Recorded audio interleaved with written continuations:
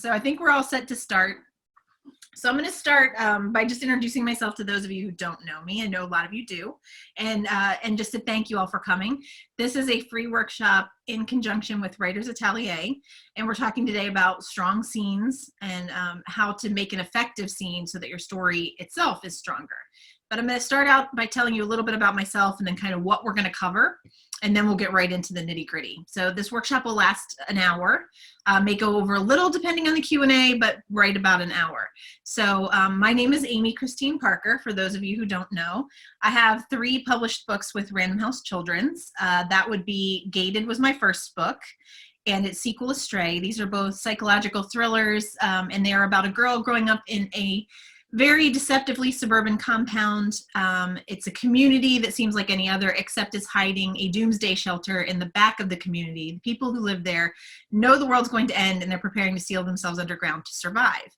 So the books are really an exploration of what is truth and what are you willing to do to uncover it, if it means that you have to sacrifice the people that you love in order to do it. So it's tense and thrilling. And then Smash and Grab is a little bit lighter. It's a heist book. We like to describe it as West Side Story meets Ocean's 11, and it's a girl and a boy who are both trying to rob the same bank at the same time for different reasons, and they have to decide whether to trust each other to pull off the heist or try to frame each other for the crime so they can get away scot-free. So those are my 3 published books. In terms of my writing experience, I've been writing for about 9 years now. I have written 6 books in total. 3 were published. 1 is out on submission currently. And I had one with a film studio where I was converting a script into a novel. And unfortunately, that editor left. And when she left, several of her projects were tabled, and mine was one of them.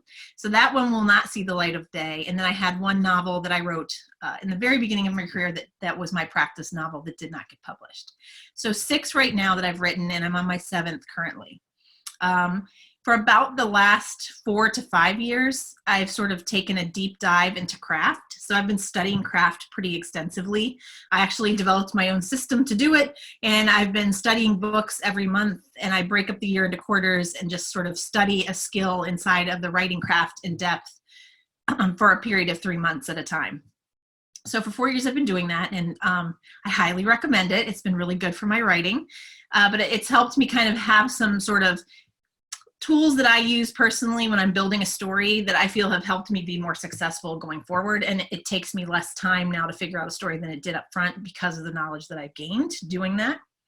But before we start, for those of you who just popped on, because we've had a couple people do that, this session is going to be recorded. So if you do not want your image involved in the recording, you will want to turn off your video camera at this time. And I've muted everyone until the Q&A so that we can kind of get through the material quickly. So we're going to get into sort of the nitty-gritty of what we're going to cover right now. But before we leave this page, if you're interested in contacting me directly about anything, or you would like to follow me on Instagram, my website and my Instagram are the best places to sort of get in touch with me. Okay, so today we're going to cover a couple of topics. It's focused around scenes. It's more of a broad overview because in an hour it's really hard to get super in depth, but we're going to cover a lot of sort of surface information and some good details about how to build strong scenes.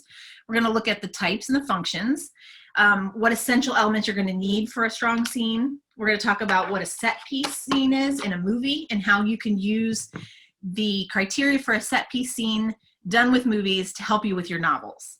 We're also going to talk about tools for vetting your scenes, and this will help cut your revision time and also help cut your actual drafting time. Okay, so why this is important, I feel like, is because I'm a big proponent of pre-writing. Now, my disclaimer for this workshop is if you are a pantser, if you are somebody that does better by not over-planning and that kills your writing for you, just take what you can from this. I think there's a lot of good information, but don't take the over-planning part if that's going to trip you up. My disclaimer is that the planning helps me tremendously, and there are people who like to plan that, you know, when they sit down to a blank page, they're sort of intimidated. If you're that type of person, then the planning is for you. If you're not, then you're going to just want to look at the information about scenes. But I do think the more you understand about scene writing, about the elements that are involved in scenes and what they're comprised of, the more innately you'll write better for going forward. So I know that doing all the studying I've done, I still have to overplan, but I feel like as my career goes on, a lot of that becomes more intuitive because I've studied it for so long. So the overplanning tends to help you more as a beginner. And then I think as you go along, it gets less and less important. Okay, so we're going to talk first about how I break scenes up into categories. So these are sort of my own categories based on stuff that I've studied myself, and what I kind of feel about what scenes are and how I think about them when I'm building a story. So if you look at this chart, I have like the two sides, you have interior and exterior, and then in the middle I have opening and ending scenes. When I'm talking about them as scene categories, what I mean there is that these scenes primarily are one of these things. It doesn't mean they might not have like pieces of the other scenes, elements of crisis or epiphany in a conflict scene. I'm just saying that that scene is primarily focused on that particular thing. So first I'm going to look at opening and ending scenes with you in depth, and then we're going to talk about the interior scenes like reflection, crisis, and epiphany and what those are. And then we're going to hit the exterior scenes, which are much more active, and this is conflict and love and escape or triumph. So this may be like a little bit different take than what you've heard before, but I like to break them up this way because I like to see something on a mind map sort of visually. And when I'm thinking about what needs to be accomplished in my story, I'm always looking at what scene's going to best do that for me.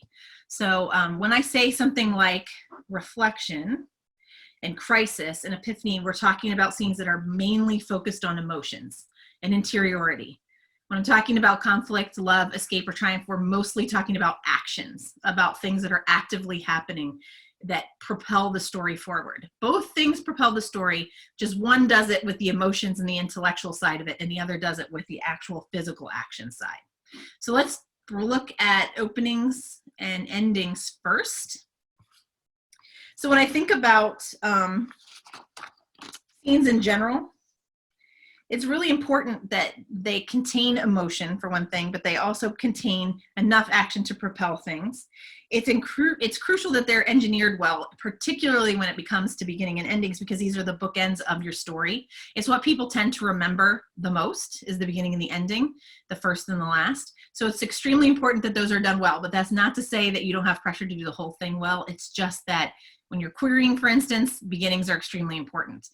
When you're wanting the reader to read another one of your books, an ending is very important. I like to think of beginnings as what pulls you in, and endings as what eases you out. So let's look at beginnings first. Okay, so when it comes to beginnings, storytelling confidence is key. And what I mean by that is from the first sentence, the people who are reading your book need to feel confident that you know what you're talking about, that you have the knowledge of this story to take them by the hand and pull them in confidently, and they know they're in good hands throughout the whole book. It's going to hint at the type of genre. It's going to hint at the type of storyteller you are in terms of mood and tension. So if you look at the chart, you're going to introduce your character and her world. This means where they started. And I'm using the pronoun she right now just to make it easier, but obviously it could mean any character who's your main character. It's looking at their inner struggles and their outer struggles from the beginning. Where are they? What's their level set? Because this is the place from where they're going to change. So we need to know what that is. So beginnings are going to be several scenes that set that up for us. They're going to launch the inciting incident. If you're looking at the thriller genre, that inciting incident is almost always in the very first chapter or two. It's going to be right up front, especially like with mysteries, but it can be a little bit longer if it's a more emotional story. You're going to introduce or hint the antagonist. You're going to let us know that there's one coming, that there's something that's going to be sort of coming up against your main character, but you don't necessarily have to spell it out. And you're going to introduce micro mysteries. And what I mean by that is whether you're doing romance or thriller writing, you're going to introduce these very small mysteries about your character that people are wanting to uncover. And they're really small things. It's a hint at the world that you're going to pay off in the next chapter. They're very short mysteries. So it's nothing that goes on for very long. It's just something that you're kind of putting in there to get the reader to be lured in and pull them along into the next chapter so that they want to know more. A person who does a good job with this is David Baldacci. If you're looking at thrillers, he sets in place some micro mysteries right up front that make you want to go into the next chapter to find out a little bit more about this character.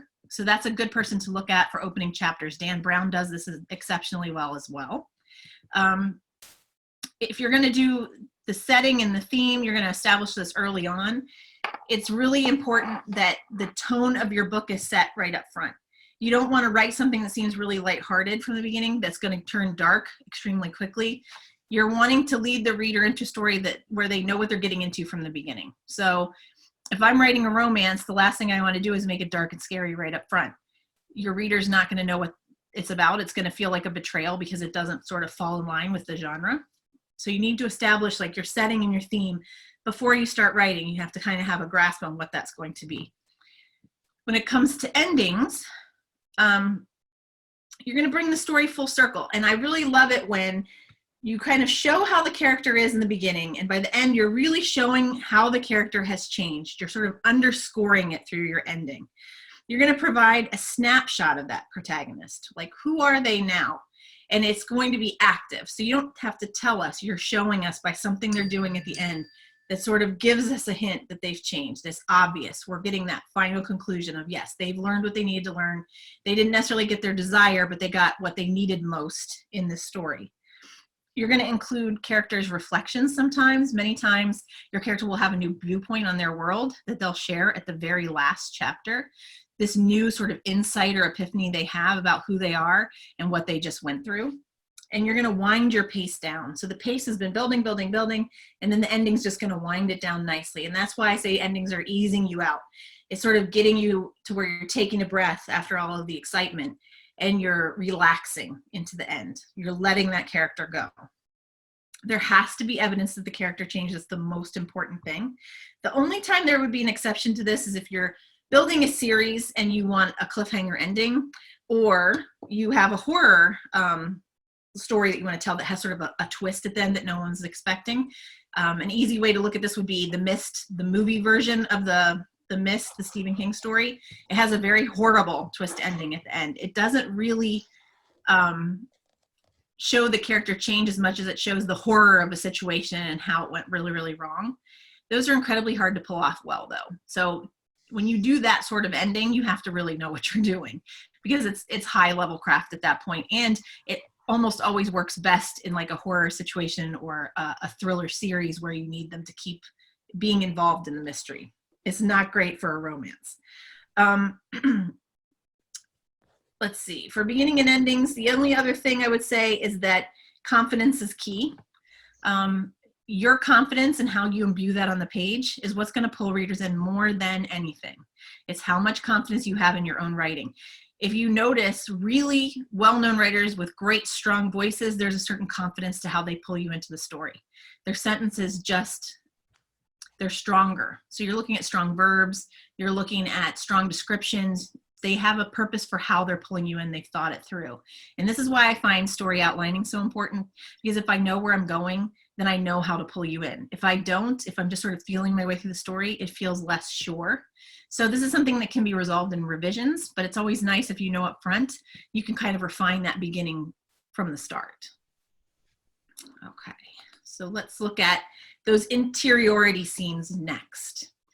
And with these slides, feel free to take pictures. That's what I usually do with my phone instead of taking a lot of notes, because your hand will probably cramp towards the end. So I feel free to take your phone and take pictures of whatever you would like. So reflection is the first one we're going to look at, because it's the one used most often until towards the end. Reflection and crisis, actually. So reflection basically is your reaction to your conflict.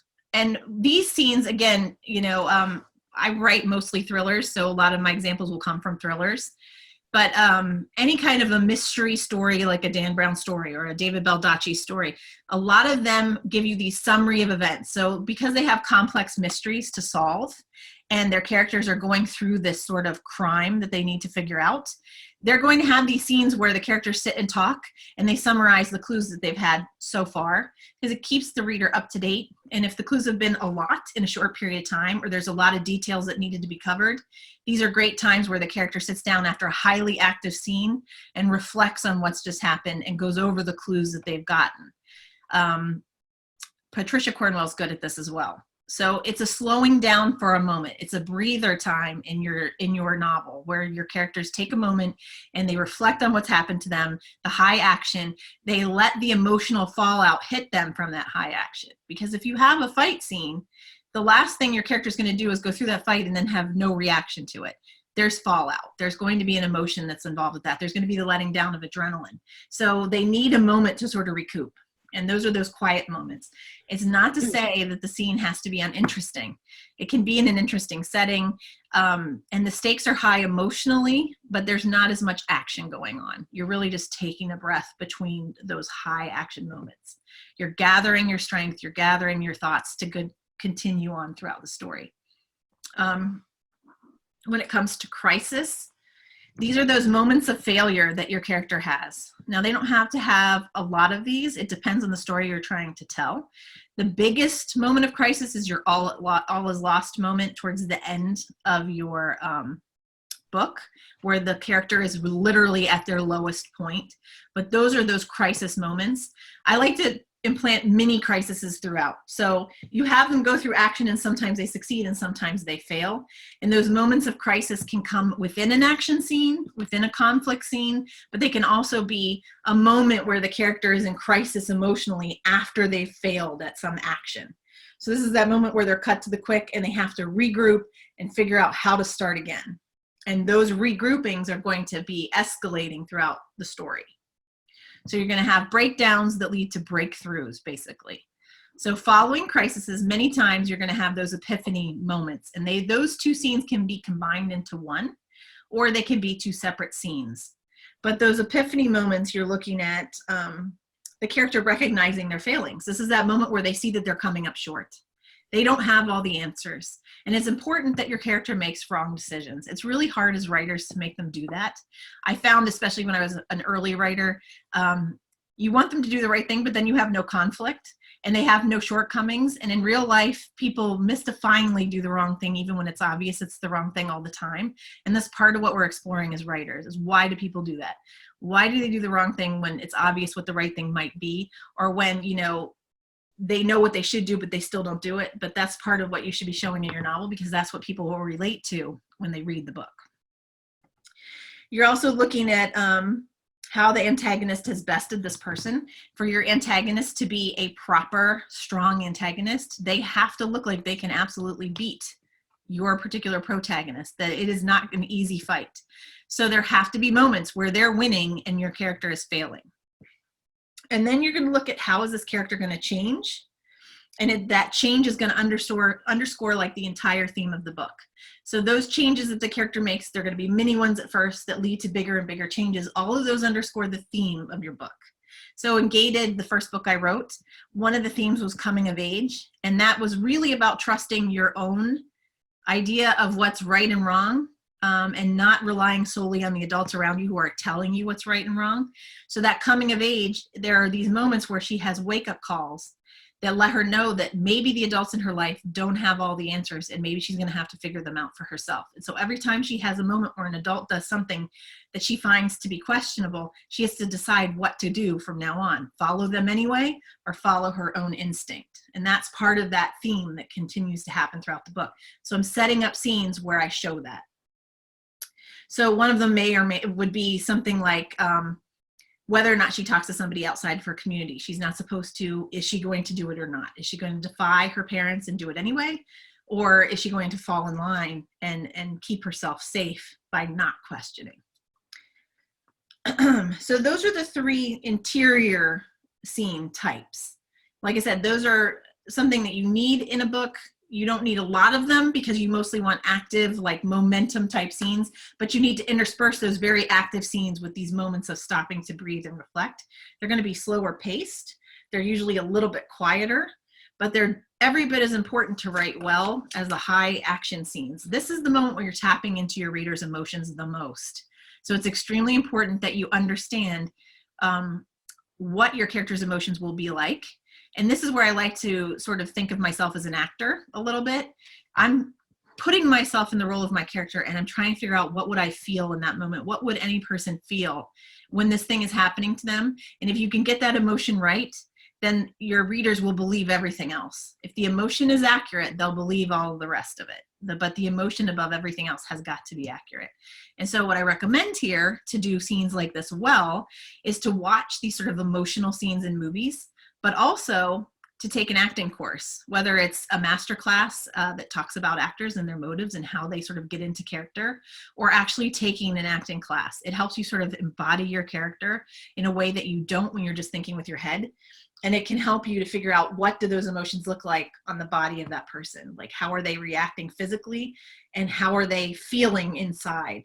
You know, it's easy to do the butterflies in the stomach thing, but how can you say that in a new way? How can you talk about your heart beating really fast in a new and interesting way? So an acting course for these types of scenes is actually a really good thing to do. Okay, so moving on.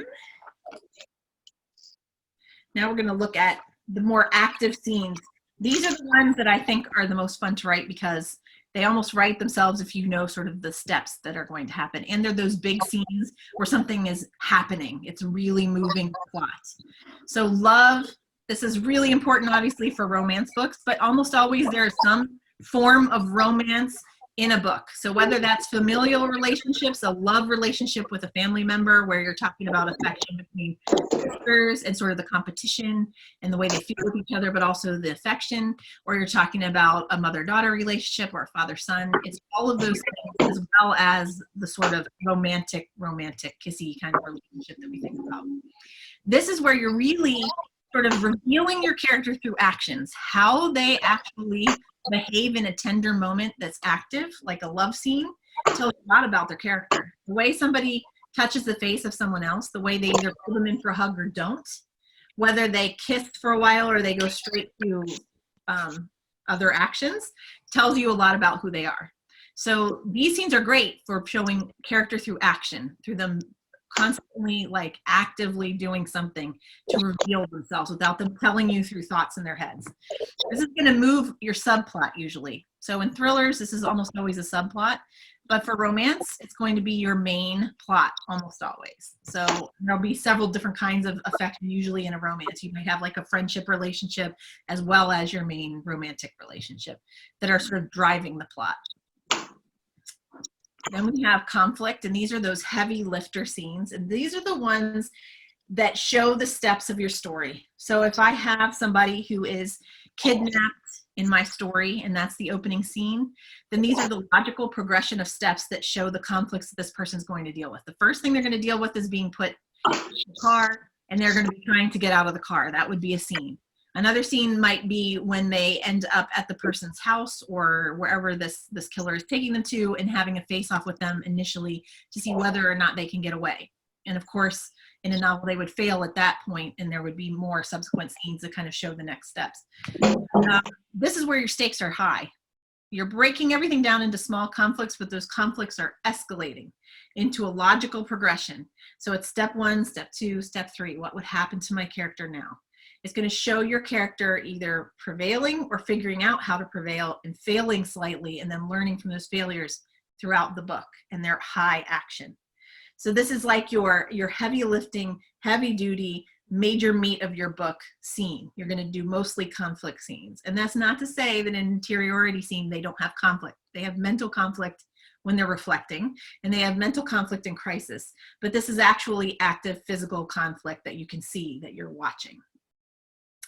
So this is the one you're going to do most often, and it's going to have elements of the other scenes, but this is the one that does most of the work. And then finally you have escape or triumph, and these are the face-off scenes with your antagonist. This is when they are face-to-face and they are doing battle, and whether that's mental battle, psychological, or it's physical, it's those moments when they come head-to-head and somebody has to win. And almost always there's going to be an aspect of losing or escaping from your character until the end when they finally prevail. So they may get away or they may fail, but they're almost always not going to win that face-off until the very last face-off in the book. So those are all the scenes, the categories that I think about when I'm building a book, and I try to intersperse them with each other. So if I have a conflict scene, I'm only going to want 2 or so of those before I intersperse one of the more interior scenes to sort of break it up. And it just helps me to be thinking about like what kind of scene should go next. So in the book I'm working on now, it is a book about a girl who's been kidnapped and groomed by a serial killer to help find other girls for him to actually kill. And then this girl is involved in their deaths. And so in that book, there are a lot of psychological scenes, but there's also a lot of active scenes. So it's her helping him to take somebody else.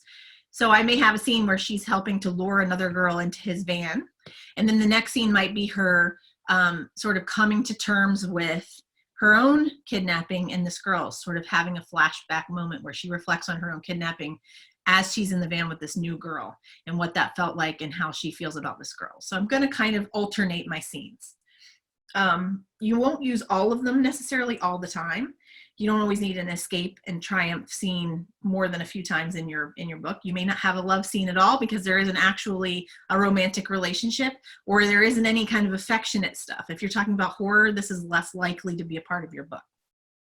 But these are mainly the overarching categories that I'm looking at when I'm building a story.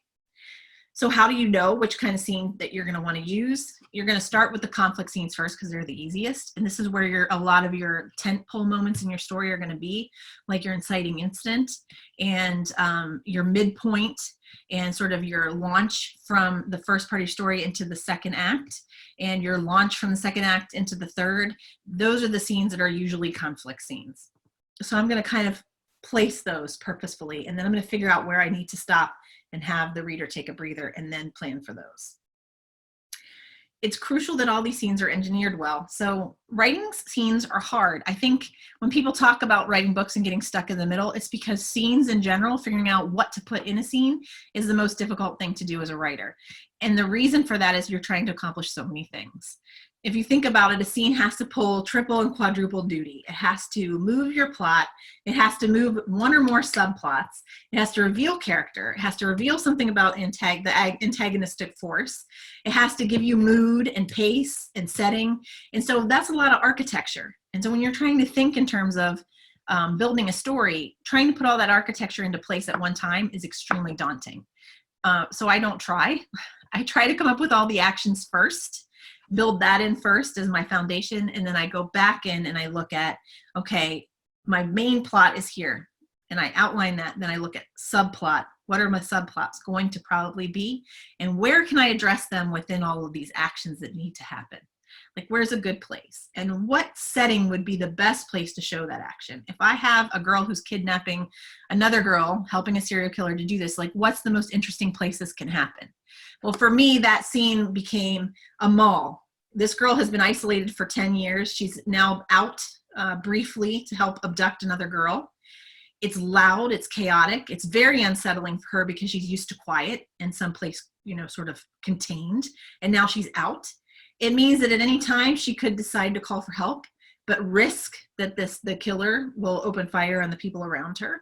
So there's an element of risk, both mentally and physically. And also it feels chaotic. It's going to add to sort of that level of unease that my reader's going to feel as they're reading the story. And also there's the creepy factor of her sort of targeting a girl who has no idea that she's now a victim or about to be one. And she's sort of walking around this girl, encasing her before she actually makes contact. And that adds another level of unease and tension and panic. And so, the mall setting helps. It's very distracting. There's a lot going on. She's going to be tempted to try to get help, but know that she can't. She's got to get this other girl. She's got to figure out how to talk to her. And all the while, the serial killer is watching. So all of those things are going to lead to like a high-powered scene, a highly conflicted scene. And so those are the things I'm looking at. But while I'm looking at the scene, is there anything about like the subplots I can attack? Is there anything that I can put in there that sort of underscores everything? I'm going to be looking at that. So I may have a moment where she thinks about the last girl that this guy took and what happened there. There may be a moment where she and the killer have an interaction that speaks to their relationship and the subplot of that. So I'm going to be building a lot of things in. When I first draft, I usually just have the main actions, and I have to go back in and layer all these other things in. But the story outline will help you with that because from the beginning you can put in more layers before you even start writing. Okay, so I'm going to stop there for a second and put you guys off mute. Does anybody have questions right now at this point before we move forward? Because that was a lot of information. So does anybody have any questions or is confused about what we talked about in the moment? Okay, no questions so far?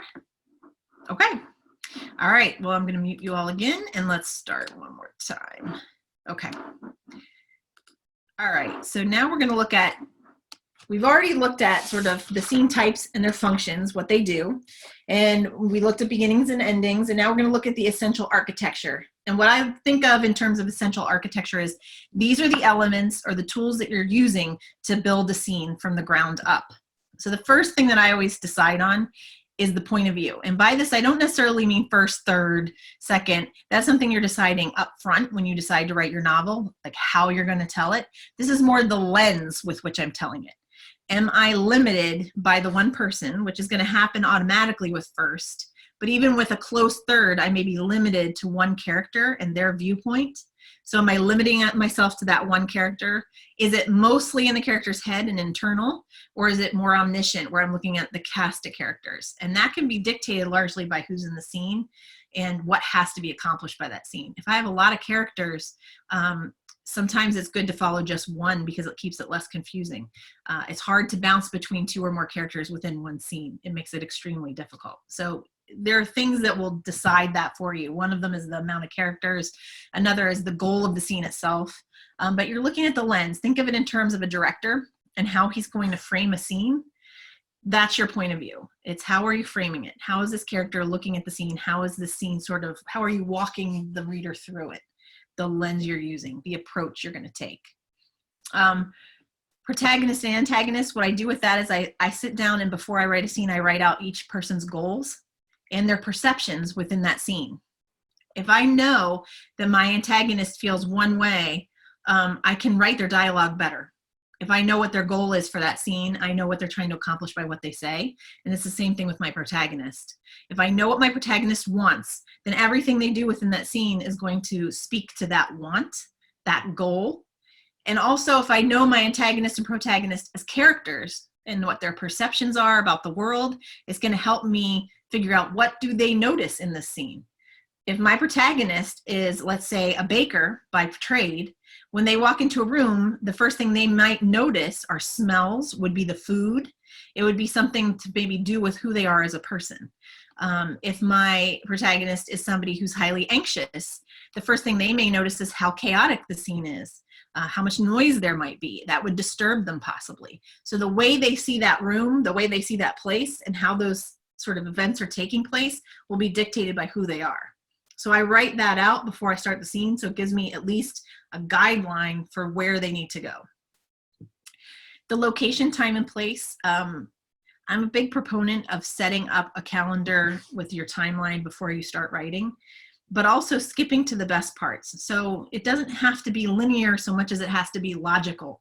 So you don't have to do step by step. It just has to logically flow one scene to the next. So that can mean a flashback. That can mean I skipped a week in between one scene to the next. I just need to ground the reader somehow in the time and the location so that they know, oh, okay, a week has passed. It's a one sentence quick thing that just gets us oriented. I'm gonna list out the new information that I need to dole out in the scene and then kind of a plan of how I'm gonna do it, right? You don't wanna do an info dump.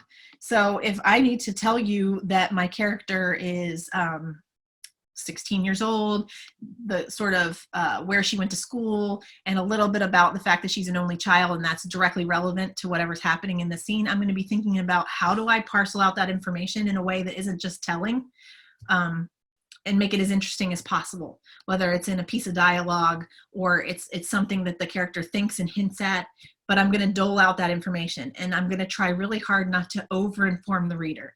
So that's where those mini mysteries comes in. I'm going to give them a little bit of information doled out gradually over scenes. So what can I give them now that gives them just enough to understand what's going on, but not so much that I'm oversharing and I'm not letting that reader sort of make connections on their own.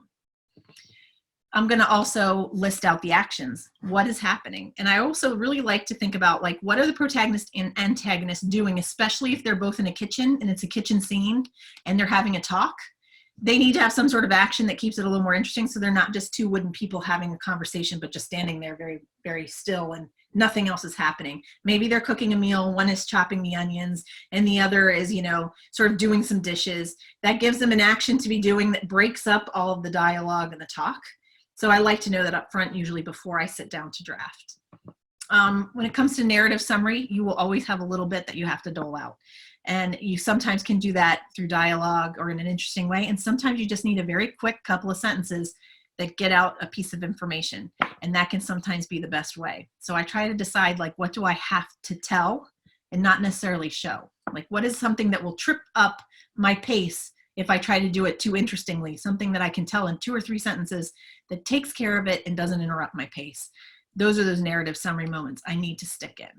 And then the last 3 I have here for essential architecture, I don't worry about those in the draft. It's too hard.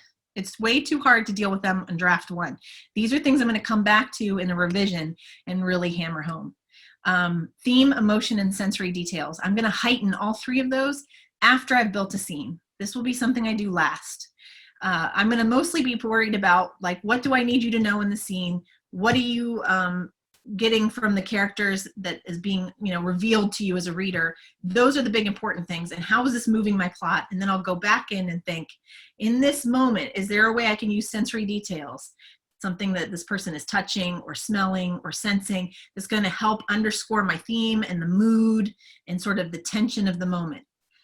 The way you describe a smile is going to directly affect tension sometimes. If when someone's face like splits into a too wide grin, that immediately is unsettling as a description.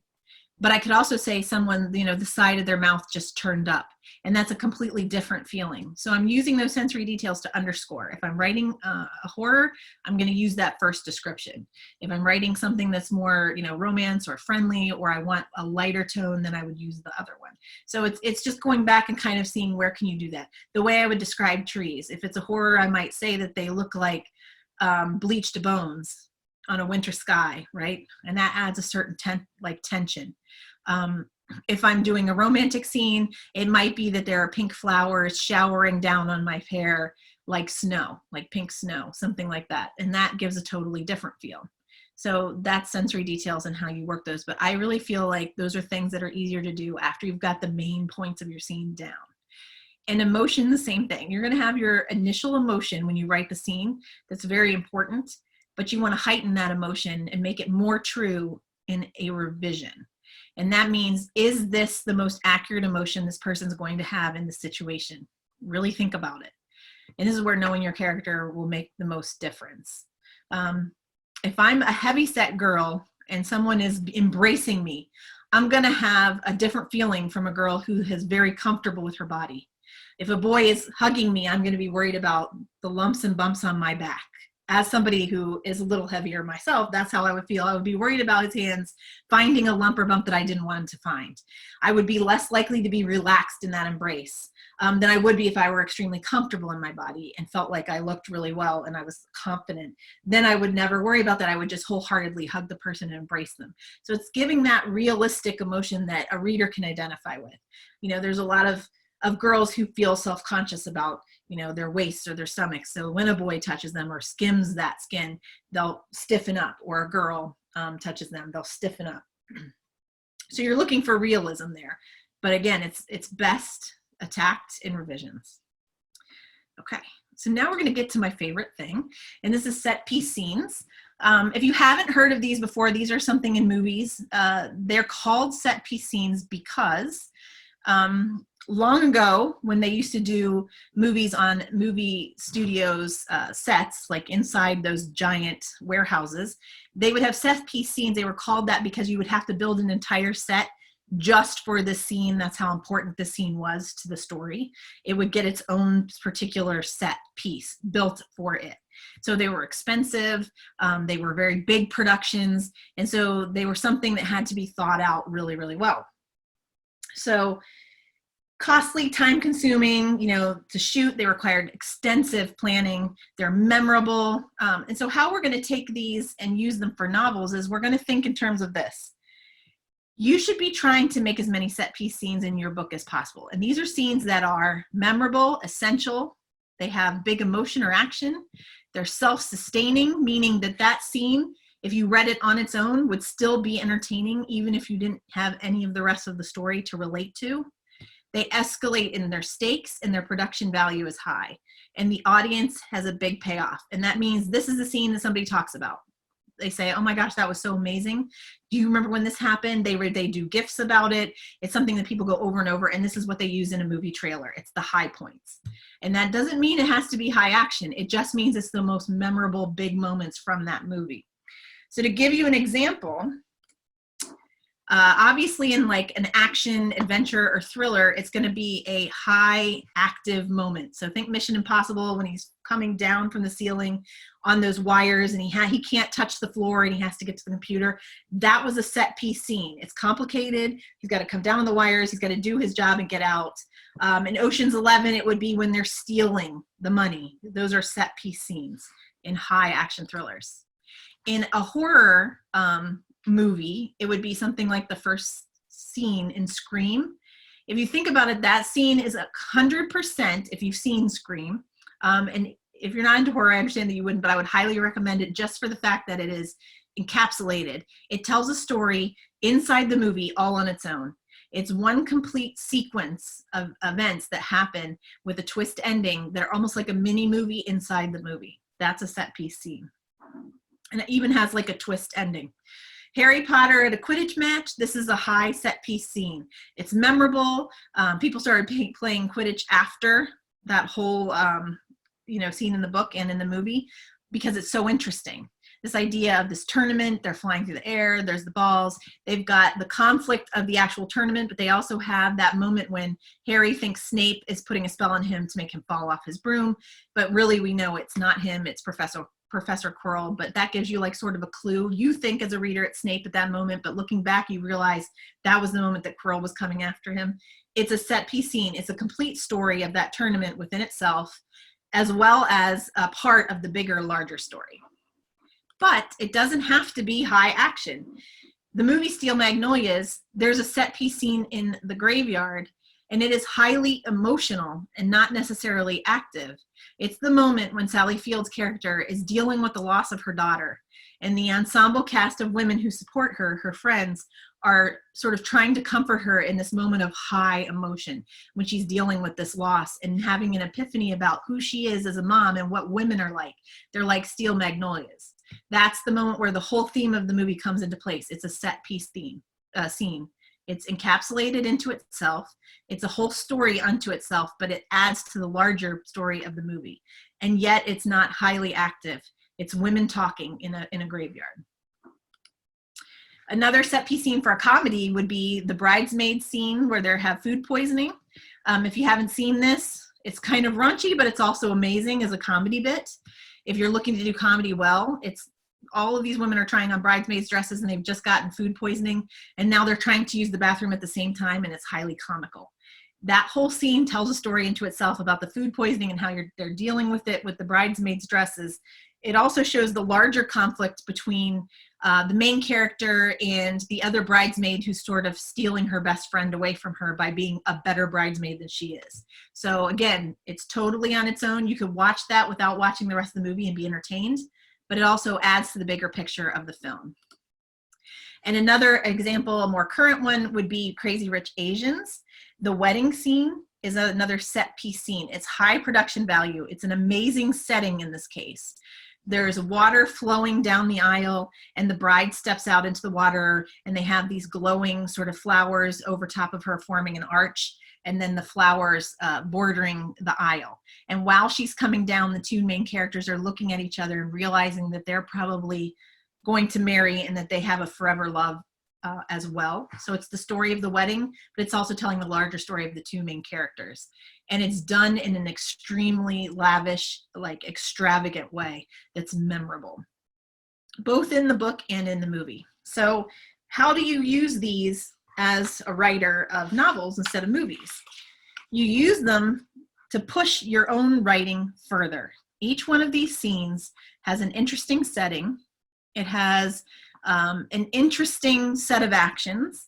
It's encapsulated, meaning it tells its own story, but it also connects to the larger story.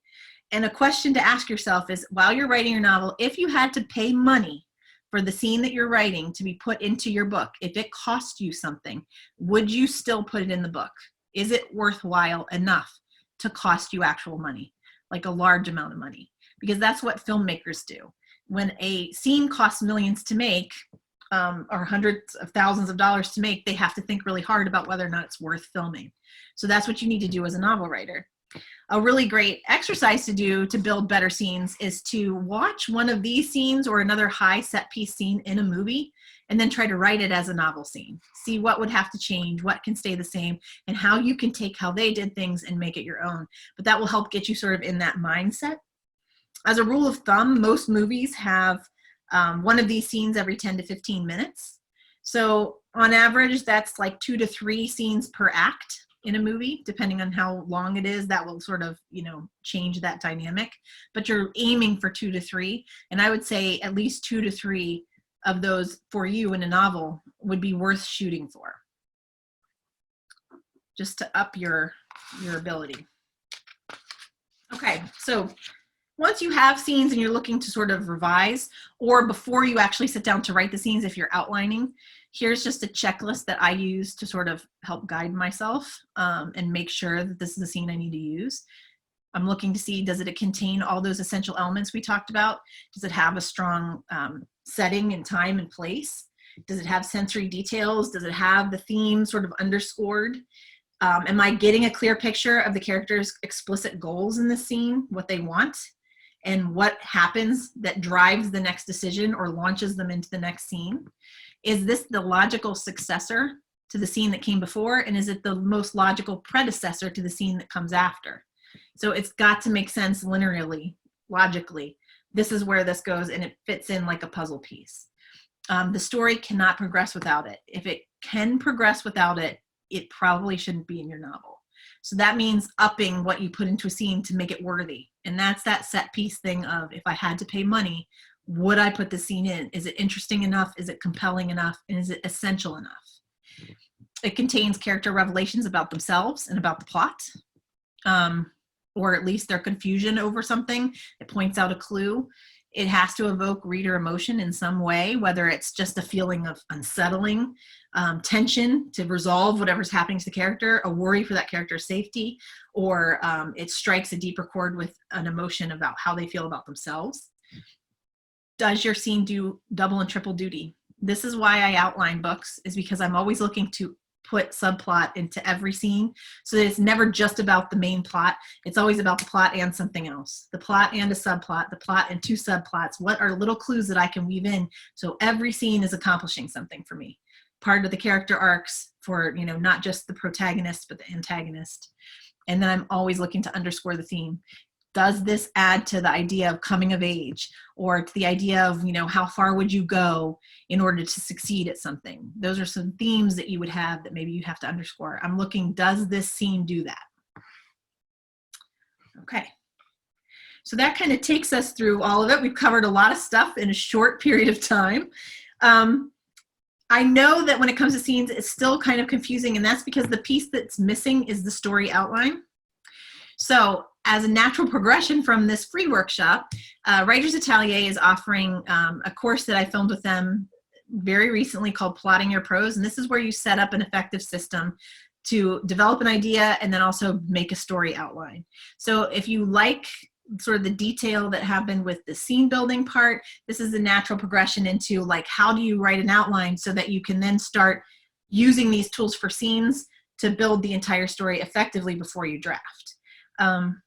Today, normally I think it's going to launch next week on the 29th. Normally the course would cost $90, but Raquel is offering a discounted price for pre-orders all the way up until the 29th. And the introductory price would be $50. It's an 8-module course. There are bite-sized pieces that can be broken up, so it's not quite as dense as this free workshop was, in terms of each lesson is shorter and easily digestible. But it'll be $50 to start. And then you can use that link to pre-order if you're interested with that discount code, LOVE4AMY106. And for the first 3 pre-orders that happen, I'm offering a 20-minute consultation call with whoever pre-orders those first 3, and we will talk about the arc of your plot, sort of an outline if you have it, or we'll talk about your scenes, and I will read up to a chapter and kind of give you some advice about scene building. But we'll do a 20-minute call. So you'll send me, you know, your outline or your chapter up front, and then we'll have a phone call about it, and you can ask me questions about things. So that's all the way up till next week on the 29th, $50 till then, and then it goes up to normal price. And then also, if you would like to know more about the Writer's Atelier courses that she offers, they're all amazing. I know the revision workbook is absolutely wonderful and indispensable, and that course is really interesting, but there's lots of free workshops, there's free readings. The newsletter for Writer's Atelier, the link is at the bottom. If you sign up there, you'll get all the information up to date about Raquel's workshops and events as they happen. And that's it. We're gonna do some Q&A, but before we start the Q&A, just real quickly, I'm gonna do a shout out for the books that sort of informed my understanding of scene. And if you want a deeper dive into scene building and like what that entails and really understanding all the elements that are involved, not just this sort of overview, there are 3 books that I recommend. So if you want to take a picture of this particular screen or take a screenshot, do that now. And then I'm going to move it and I'm going to show you the the 3 book recommendations I have. I'm also going to take you off mute, and then we can do question and answer. So let's see.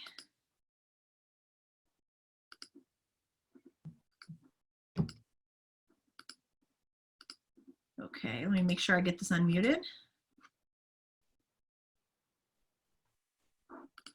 Okay, all right, and then here are the 3 books. Writing Deep Scenes, Make a Scene, and the Scene Book. Make a Scene is probably the most accessible. The other 2 are a little more in depth, but all 3 are really great resources and informed a lot of this presentation today. So I'm trying to take everybody off of mute, but I don't think it worked.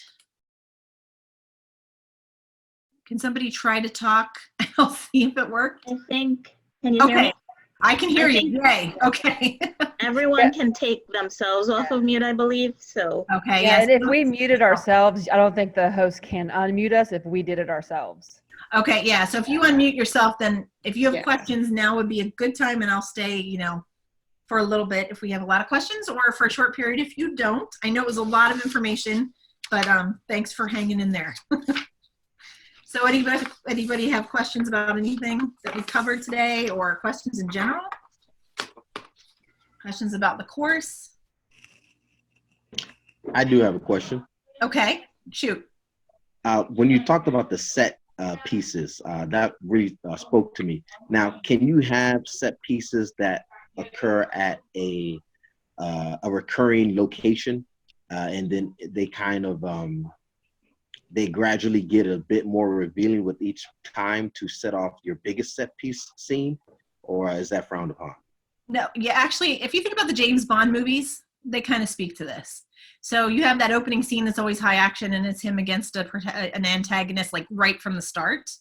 And they're always really interesting and high action, and they always sort of give you an underscoring of what's to come, sort of. So you can have something recurring that builds upon itself, as long as the actions are slightly different, but like the overall theme or feel can be very the same. Does that kind of answer your question? Yeah, it does, because I'm thinking if it's the same location, of course you have to add a little something to it each time to make sure it's not the same scene. But no, that makes sense. Thank you. Yeah, if you're in a skyscraper, let's say, like, okay, some books are self-contained to one setting. Like the book I'm writing now mostly takes place in a basement in the mall.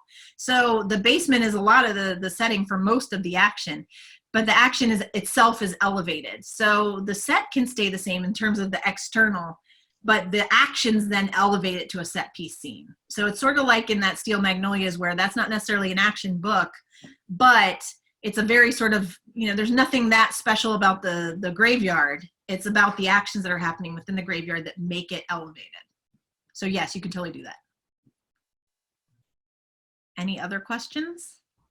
I would say like the best way to really get into what scenes look like is break apart movies and books for yourself. I study a book a month, and I really sit down and outline that book for myself. So even if that author didn't outline the book before they wrote it, I'm outlining it on the back end to see like what is the natural progression of scenes. Like what was this scene, what was the next? And the scene is not necessarily a chapter. It's literally like it's one place and one sort of, you know, purposeful moment in this person. Like you could have a chapter comprise 3 different settings and 3 different groupings of things that are happening, which would be 3 scenes, but still be one chapter. Stephen King does very long chapters with lots of mini scenes, so he's good for studying that. Anyone else? Questions? Okay, we have about 2 more minutes. Yes. Oh, I was wondering, do you have any tips on how to read like a writer instead of reading like a reader? Because I get really wrapped up in the story. And so I'm like, okay, so it's not unless the story is bad that I actually say, oh yeah, I won't do that. But Yeah. or I don't like that or something like that. But if it's good, I get so, you know, wrapped up in it that I kind of lose myself and learning I really anything. do too. And in that case, like what I make myself, first of all, I make myself read out of genre. So I joined the Barnes & Noble book club that they have now where they pick a book a month. And it's almost always not a book I would have picked for myself. And that's not necessarily the one I study, but every time I'm reading a book, I'm thinking like a writer. So it's harder with a book in a genre that you love. And in those cases where you really get lost in the book, you almost always have to go back and reread as a writer and enjoy it the first time as a reader. And really, Okay. like movie enthusiasts do that too. Somebody who really loves movies and wants to be a director will watch it first just as a viewer. And then they're going to go back and they're going to study it again from a technical perspective because there's just too much to pay attention to on that level. So like I'll pick a book that I purposely want to study. And it can be one I've read before or it could be something new. But I'm going to sit down with a couple of pens. And I know this is sacrilege for some people, but I mark up my books. But the reason I do that is because when I'm studying that book, I want to be able to go back and refer to it. So it's almost like I'm annotating my own copy.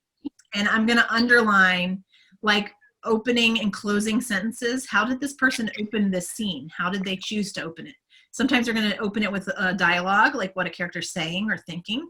Sometimes they're going to ground me in a place, or they're going to ground me with like details of what this moment feels like or looks like, or an action. So I'm always looking to see like how are they opening and closing something.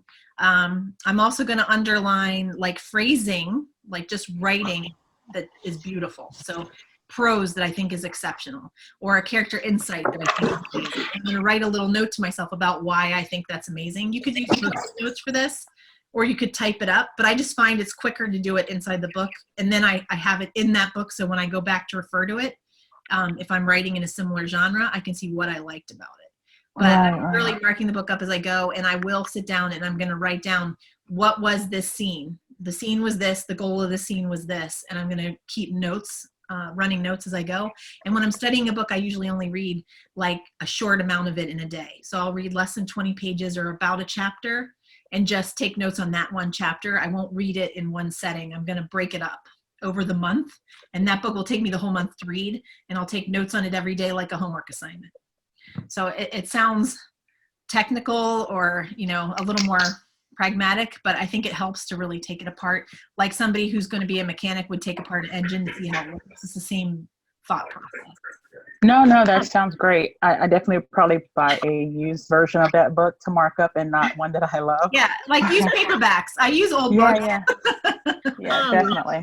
Amy, if it's okay with you, we had talked about you republishing that case study.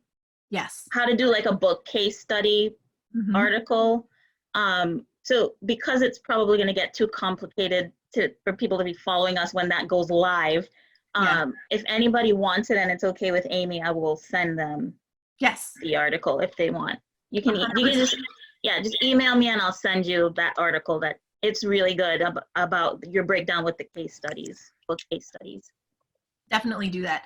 And, you know, normally, like, I also study by genre. So this year I'm focusing mainly on horror and thriller as genres. So the first half of the year, the first 2 quarters, it's all horror books that I'm studying. The second 2 quarters, it's all thriller books that I'm studying. And sometimes I'll link it to masterclass. I highly recommend masterclass. I can't highly recommend it enough. I recommend it to everyone. I'm sort of like a masterclass evangelist, but I love them. And it's not that bad if you partner with somebody else. At the beginning of the year, they almost always offer like a buy one, get one free course offering. So you could get together and pay half each and then have it, and you have unlimited access to all the courses. But Neil Gaiman has a course, and James Patterson, and the course itself is great, but also a lot of the supplementary materials. So James Patterson, he actually puts in his story outline that he sent to his editor to pitch a story in his masterclass.